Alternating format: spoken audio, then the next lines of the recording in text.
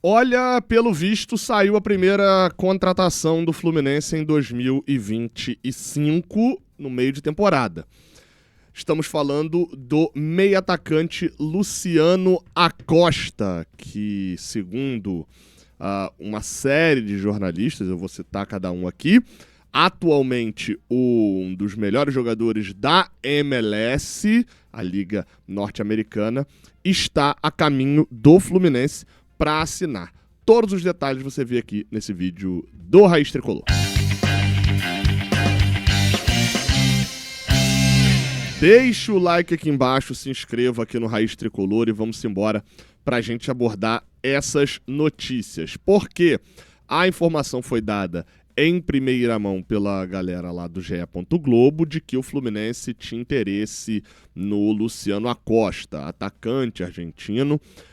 Atacante, vamos lá, né? É meia atacante, né? Ele, de certa maneira, é um camisa 10, é um meia, inclusive joga com a 10, mas tem números de atacante, ou seja, talvez essa seja, por mais que a gente não vá ter especificamente uma contratação chamada de substituição do John Arias, pelo menos no campo seria um jogador mais parecido. Todas as informações a gente lista aqui, então vamos lá, como é padrão aqui no canal. Primeiro a gente vai com as informações e depois a gente vem com a opinião, beleza? Vamos lá. Primeiro, as informações. Como eu falei, a galera lá do GE soltou essa informação de que as negociações estavam perto de serem concluídas. O jogador estava negociando ali os últimos detalhes para assinar o contrato. O Luciano Acosta é meia, atacante, como eu falei, de 31 anos, já feitos nesse ano, é de 94, é argentino, pertence hoje ao Dallas, ao FC Dallas, lá da MLS, nos Estados Unidos, está na MLS desde 2021. Na verdade, ele está na MLS desde 2016, mas com uma pequena passagem pelo Atlas do México aí em 2020, ali no período pré-pandemia. No resto do tempo todo, são 4 temporadas de DC United, lá de Washington, e mais 4 temporadas de FC Cincinnati. E aí, recentemente, ele foi para o FC Dallas.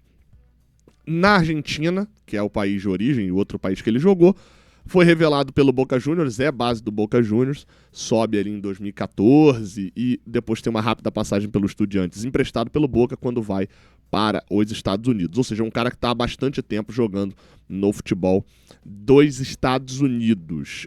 Bem, informações acerca da contratação. Eu sei que a primeira coisa que você pergunta é valores. Os valores assustam, né? Como é que funciona?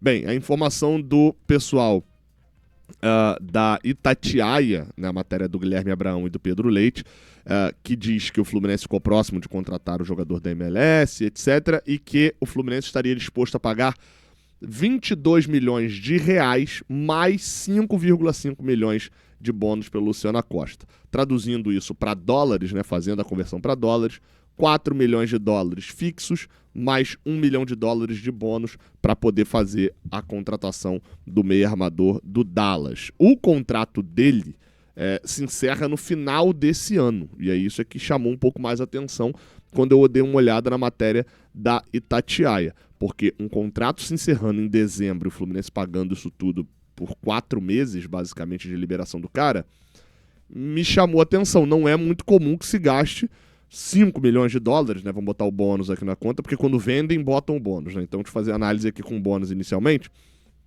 4 milhões fixos, ou mais 1 milhão de bônus, por um jogador que vai ficar livre no final do ano, né? Obviamente, pode ser que ele já tinha um gancho para uma transferência no final do ano, pode ser também que ele já tivesse um pré-contrato, mas é algo que chama atenção. Não é que é errado, né? É que chama a atenção e eu acho que demanda ali também uma apuração de uma explicação do porquê o Fluminense está investindo tão pesado num jogador que tem contrato finalizando já no final do ano com a equipe americana. E aí a gente vem em relação à informação que foi publicada pelo Martim Arévalo, que é um jornalista que, enfim, tem muita informação também sobre o futebol sul-americano. Junto com ele também, quem publicou a informação, que é o jornalista que eu conheço, é o Germán Garcia Grova, que é especializado no mercado de transferências lá argentino também. E aí a informação é que o Luciano Acosta vai jogar pelo Fluminense, de que o time do Fluminense, que é o melhor sul-americano com desempenho no Mundial, o adquiriu do FC Dallas por $5 milhões. Ele já bota um valor cheio, né? Diz também o Martim Arévalo que o Lúcio Gonzalez, o Lúcio Acosta, como ele é chamado por lá, expressou várias vezes o desejo de retornar ao Boca. E aí existia ali uma tentativa do Boca também, de certa maneira, ou pelo menos um desespero do mercado para que ele fosse para o Boca. Então essa também é uma questão. Mas a transferência é dada como já correta, fechada para o Fluminense. Tá? Então essa seria a primeira contratação, $5 milhões. Essa contratação inviabiliza alguma outra? Pela lógica, inviabiliza a do Lucas Ribeiro, né? O Lessa já tinha dado a informação de que o Lucas Ribeiro era meio que uma carta já quase que fora do baralho do Fluminense, demora demais a responder, o Fluminense ficou nessa demora e perdeu muito tempo, tanto com o Lucas Ribeiro, que estava lá, proposta do Qatar, e etc, e falta 3, não sei o quê, e a do Vitinho também, né, que era outro também, que não, tem outra proposta, mas a Arábia Saudita, mas não vai vir, vai no Instagram, enfim, nenhum dos dois acabou vindo, ficamos enrolando à toa e perdendo tempo. No caso do Lúcio Acosta, o jogador viria agora, assinaria um contrato com o Fluminense um pouquinho mais longo, né, já que o Fluminense está pagando dessa maneira. Segundo a matéria da Itatiaia, o Fluminense assinaria um contrato de 3 anos com o jogador. Acho que o que mais chama atenção sobre ele, é o tamanho de cara, assim, chama o tamanho, porque o cara tem menos de 1,60 m, um outro Soteldo. Estamos trazendo um Soteldo argentino, já temos um Soteldo venezuelano. Como eu falei, ele tem 31 anos, partindo agora para números do jogador, né, para trazer aqui informações também sobre o jogador, porque eu acredito que muita gente não o conhecia. Como eu falei, ele é um meia ofensivo, que vem jogando já na MLS em 8 dos últimos 9 temporadas, né, das últimas 9 temporadas. Tem um índice de gols alto, cara.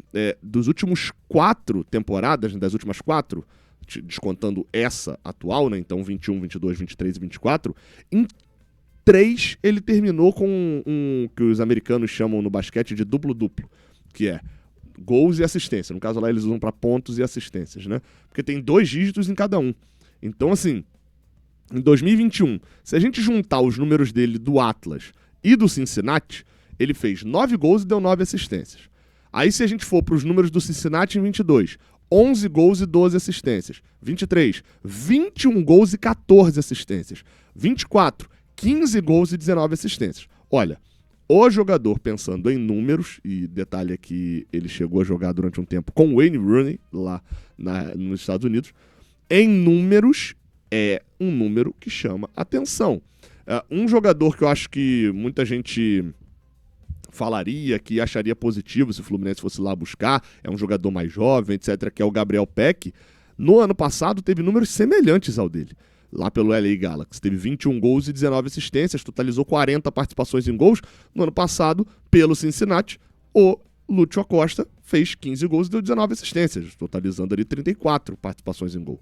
Outra coisa que me chamou a atenção também, e que eu sempre trago aqui como preocupação para jogadores que o Fluminense vai contratar de outras ligas, praticamente de todas as outras ligas, né? Porque nunca se joga tanto igual o Brasil, é o número de jogos, né? Jogador de 31 anos, nunca passou pelo mercado brasileiro, tá no mercado dos Estados Unidos, que é um mercado, né, que tradicionalmente você pode levar como um submercado, mas olha, o número de jogos é agressivo. 41 jogos no ano passado, 44 no ano retrasado, 34 no ano anterior, e se você somar o que ele fez no Atlas com o que ele fez no Cincinnati, são meio que 2 anos diferentes, que a temporada do México é aquela temporada do meio do ano, mas assim, tem mais de 30 jogos de novo. Então não é um cara que vem de jogar 20 e pouco, no máximo 30. Ele vem de jogar 30 e poucos e no máximo 40 jogos por temporada. Isso também destaca um pouco, porque no caso do Cincinnati, vamos botar, no ano passado ele jogou 41 jogos, o Cincinnati jogou 45 na temporada. Ou seja, ele só ficou de fora de 4 jogos. Em 2023, ele jogou 44, o Cincinnati jogou 46. Então o cara ficou de fora de 2 jogos na temporada. Então se a gente for buscar pelo menos o histórico recente do jogador, no ano anterior, só para, né, reforçar o número, ele jogou 34 de 38 do Cincinnati. Então se a gente for buscar o histórico recente do Lúcio Acosta, Se a gente for buscando recentemente, o cara fica fora, em média, 3 jogos a cada 35 na temporada. Se ele fizer essa média no Fluminense, o que seria uma doideira, obviamente não é assim que a banda toca, mas ele ficaria de fora de 6 jogos no ano. Aqui se joga mais ou menos 70, né? Óbvio que não é assim que funciona, mas fisicamente também é um jogador que os números dão uma impressionada positivamente com a gente olhando e falando, cara, é um jogador que aguenta o tranco do Brasil, pelo menos aparentemente. Não é um jogador com um histórico de lesões e etc. Agora, a gente precisa falar também dele em campo. Eu, obviamente, não posso mostrar vídeos aqui, tá? Quando o jogador tem umas passagens aleatórias, malucas, a gente até pode mostrar um pouco de vídeo. Da MLS não dá. Mas foi um jogador que, vendo no futebol físico da MLS, é um futebol extremamente físico, tá? Extremamente físico. Já falei aqui, mais recentemente, para mim teve a definição perfeita do Ilcinho, que jogou por lá há pouco tempo, lateral do Palmeiras, do São Paulo, que os caras jogam um futebol que é quase que bico na bola para frente e pro alto e todo mundo corre para frente. Bicaram a bola pro seu lado, todo mundo corre para trás. Então é um futebol físico pra caramba. O Lúcio Acosta tem qualidade. Você pega os principais lances dele ali, pelo Cincinnati principalmente, agora também pelo Dallas, é um cara que conduz bem a bola. Contra adversários e zagueiros, obviamente ele não conduziu para cima do Gustavo Gomes. Ele não conduziu para cima do Léo Ortiz. Ele não conduziu a bola para cima do Barbosa. Estou citando bons zagueiros dos últimos anos do Brasil e que a gente tem como adversários fortes aqui no Brasil. Não é a mesma coisa, mas contra o fraco ele se deu muito bem. Então, é um cara que conduz bem a bola e como já dei os números aqui. Eu vi muita gente falando assim, vamos trazer outro Soteldo, né? Sem falar da questão da altura, né? Eu, obviamente, aqui comparei com a questão da altura. O melhor ano da carreira do Soteldo, falando de números, tá? De números. O melhor ano da carreira inteira do Soteldo foi 2019 com o Sampaoli. Ele fez 12 gols e deu 7 assistências. Ou seja, 19 gols daquele Santos de 2019.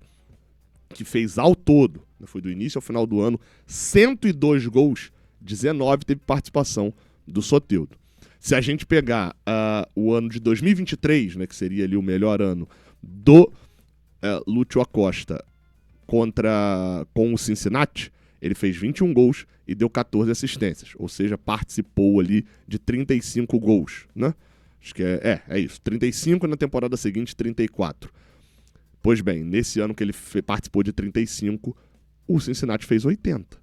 Então a gente está falando de mais de 1/3 dos gols saindo do pé dele. No ano seguinte que ele fez, né, participou de 34, foi o ano passado, o Cincinnati fez 75 gols. Ou seja, metade dos gols praticamente do Cincinnati passam pelos pés do cara nos últimos anos. E aí a gente fala de prêmio individual também. Ele foi premiado individualmente, mais recentemente, como o melhor jogador da MLS no ano passado. Ano passado não, perdão. 2023 ele foi o melhor jogador da MLS, o MVP, né? Ganhou ali prêmio de melhor do mês por 2 vezes, enfim, as premiações, estava no time ideal nos 11, e foi no ano retrasado, ele foi um dos jogadores que disputou artilharia, foi vice-artilheiro. No ano passado ele não foi MVP, foi o Messi, mas ele estava no 11 ideal, né? No time ideal da MLS de novo. Foi o cara com mais assistências na temporada. Então assim, cara, agora vamos só fechar esse vídeo, que já tem 13 minutos, e que eu dei muita informação sobre o cara. É um cara que pode dar muito errado no Fluminense, como todo jogador pode dar errado. Mas antes da contratação, de acordo com as informações que a gente tem disponíveis até agora, e até de certa maneira com o valor, faz sentido você pagar 4 milhões de dólares, com 1 milhão de bônus, por um jogador que tem essas credenciais. É uma aposta? É. Toda contratação é uma aposta. Quando o Thiago Silva voltou agora, era uma aposta. O Thiago Silva podia não render, podia se lesionar, podia não querer estar jogando. Toda contratação, literalmente todas as contratações são uma aposta. Algumas são apostas mais ousadas, algumas são apostas mais arriscadas, algumas são apostas que não fazem o menor sentido. Mas toda contratação é uma aposta, tá? E dentro dessa lógica, eu posso dizer que, com tudo que eu vi do Lúcio Acosta, parece fazer bem sentido, parece ser uma aposta segura, parece ser algo interessante. Não parece que o Fluminense está indo buscar no mercado mais um para o seu grupo. O que parece é que o Fluminense está indo buscar no mercado um jogador acima da média do que tem no elenco hoje e num jogador que, vá lá, pode ser que renda acima da média também no Brasil. Pelo menos é o que se espera. No nível de andar de baixo, ele fez muito a diferença. Foi um dos principais jogadores por lá. Tá na hora de dar um salto um pouquinho mais alto. Beleza? Não se esquece de deixar o like aqui embaixo, se inscrever aqui no canal.